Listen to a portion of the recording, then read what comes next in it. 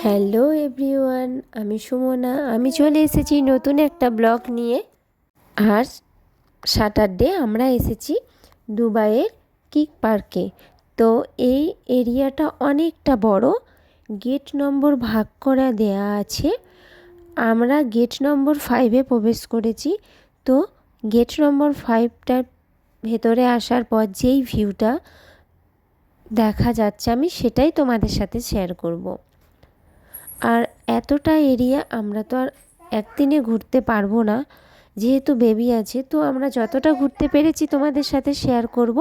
তো দেখতে কিন্তু অসাধারণ লাগছে, দেখো এই জায়গাটা দারুণ লাগছে। চারিদিকে ফুল, মাঝখানে একটা সুন্দর করে সাজানো আছে, তাই দারুণ লাগছে।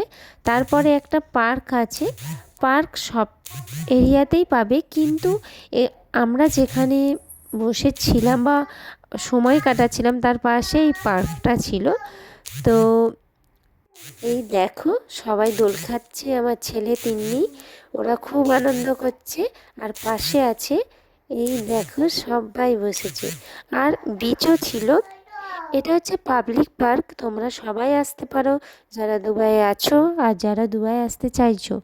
আর দেখো অনেকটা এরিয়া নিয়ে এই পার্কটা, খুব সুন্দর লাগছে। যেহেতু এখন উইন্টার সিজন, তো দেখো কত পাখি এসেছে আর সবাই ফটো তুলতেই ব্যস্ত।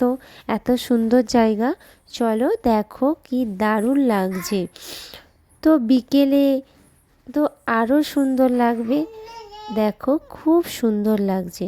তোমাদের আমি যতটা পারলাম শেয়ার করলাম। তোমাদের কেমন লাগলো অবশ্যই জানিও।